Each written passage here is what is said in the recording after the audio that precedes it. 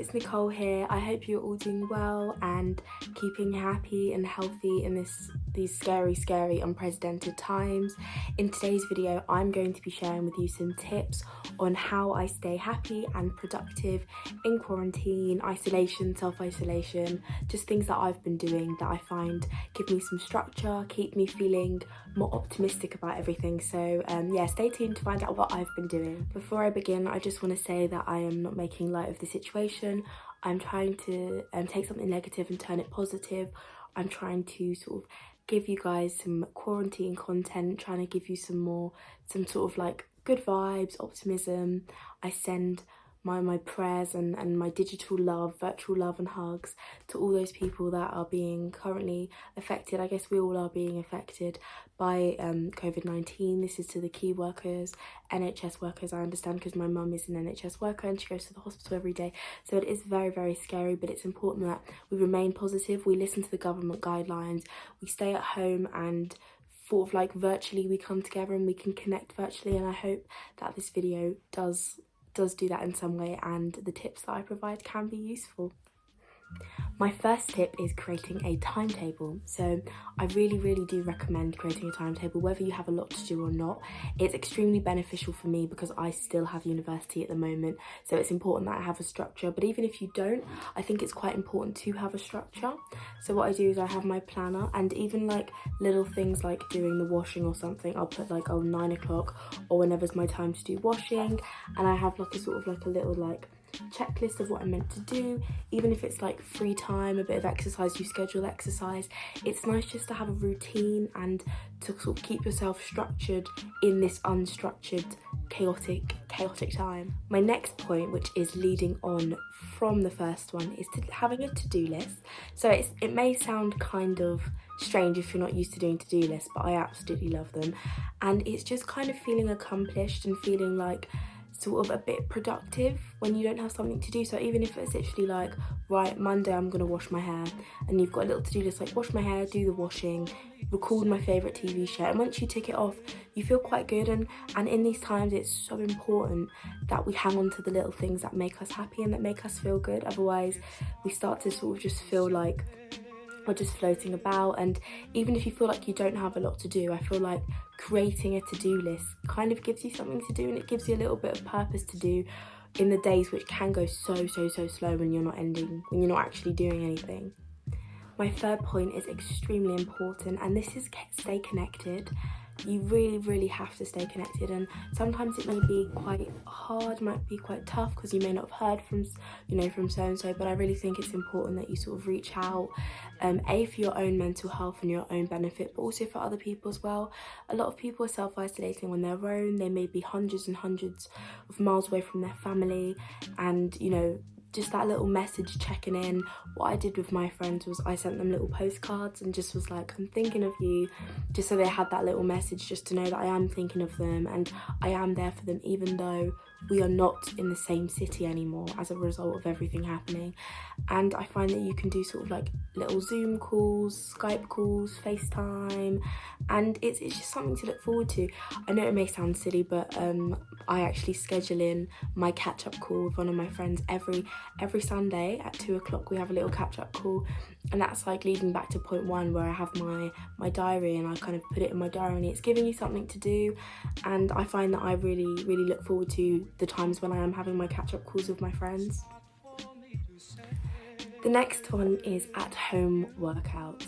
So this can include running, stuff in your garden if you have a garden at home. So there's so many workouts which are sort of on YouTube. There's like free workouts. Chloe Ting is one of my favorites. She's absolutely amazing. She doesn't charge anything, because I've been put off by doing exercise videos and stuff, because there's some that charge extortionate prices for the same thing that you could get on YouTube. But what I like about Chloe Ting is she has meal plans, she has the videos, she has so many different videos depending on what your goal is. So I really recommend, sort of, if you've literally got nothing to do, you might as well exercise. Whether you're healthy or unhealthy, you're meant to exercise. So now is the time to sort of like get back into exercise. And if you haven't already, also good for the endorphins, serotonin, good for mental health, good sort of like to make you feel good. I find that when I exercise, I feel so much more productive. I feel so much more positive, especially if you're currently studying at the moment like I am. I find that if I wake up early in the morning and I do a bit of exercise, have my shower and begin studying, I find that my mind is a lot more clearer, and it may be just a good way to sort of let off some steam with everything going on where you may feel quite trapped in the house. My next tip is self-care. Now, this is extremely important, and what I've been doing is I've been doing little things like I've been doing face masks. I've been like making sure that even though I am home, I am looking after myself, because this, if anything, is a chance to sort of recharge and to really look after yourself, because you may feel like you're not doing a lot of stuff, but it can all take its toll on your body and you can start to feel sort of a bit out of sorts. So I really think it's important that you sort of make sure that you are looking after yourself. You're just moisturising, having those nice baths, having candles, you know, really treating yourself and looking after yourself, because your body is your temple, and right now more than ever we are really feeling the toll of everything scary that's going on, and especially from a sort of like a physical standpoint, we have to be healthy now more than ever. So it's really important that we do look after ourselves.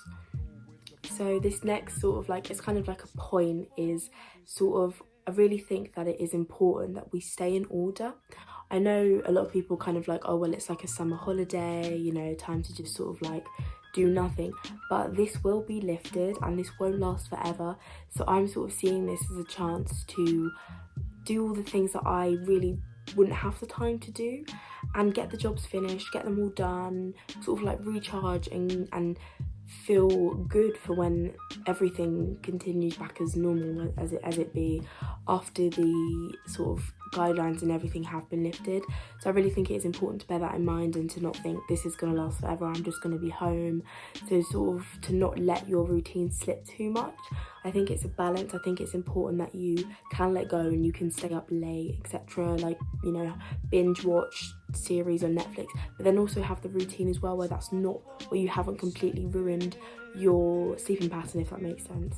That is all for my tips. I hope they were useful, helpful, and I just want to say that this will not last forever. So whenever you're sort of feeling down or stressed about quarantine and everything that's going on, just remember this is not going to last forever, and just see this time as a chance to just get all the things that you need to do done. Really, I'm using it as a, you know, time to sort of get my dissertation, get my work finished, because there's really there's nothing else to do. There's no parties you're missing, there's no gatherings, nothing you're missing.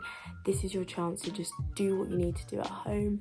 Just wait and we'll be patient, and it will feel good when this is all lifted and we can go out and just, you know, you can see your friends, your family. So just remember that. And once again, I'm sending my love and lots of virtual hugs to everyone. Stay strong and we will get through this.